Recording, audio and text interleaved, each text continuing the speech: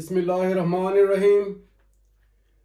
প্রিয় দেশবাসী ভাই ও বোনেরা, আসসালামু আলাইকুম।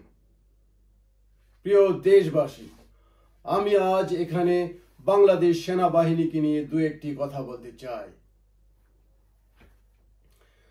জুলাই গণহত্যার সময় বাংলাদেশ সেনাবাহিনীকে মাঠে নামিয়ে কারফিউ জারি করেছিল বিতাড়িত শয়তান শেখ হাসিনা।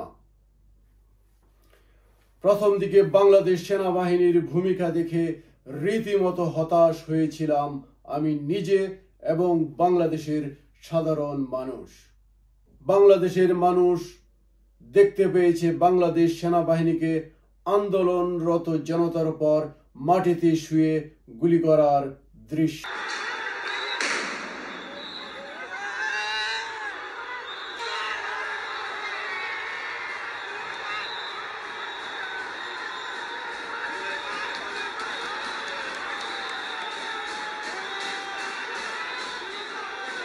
সেনাবাহিনীর এই অবস্থান পরিবর্তনের ফলে হাসিনা পতন আন্দোলন ত্বরান্বিত হয়েছে এবং বাংলাদেশ সেনাবাহিনী হারানো ঐতিহ্য এবং গৌরব তারা ফিরিয়ে আনতে সক্ষম হয়েছেন।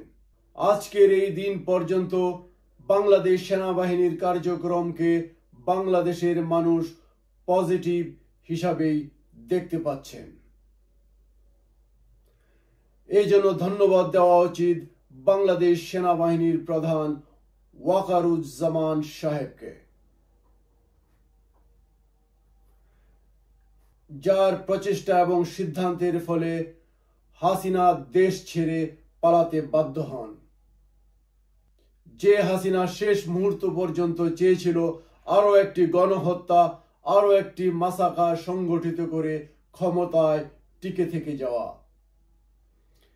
যাই হোক, সময়টা ছিল এই রাক্ষসী ডাইনি বুড়ির বিপরীতে।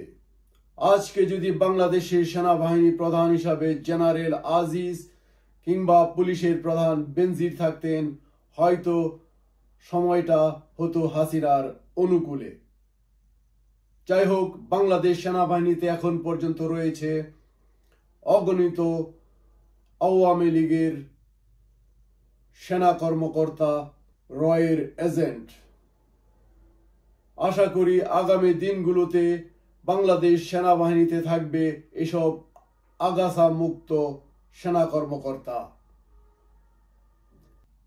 একটি শান্তির বাংলাদেশ, একটি সমৃদ্ধির বাংলাদেশের প্রত্যাশায় জয় বাংলাদেশ। বাংলাদেশ জিন্দাবাদ।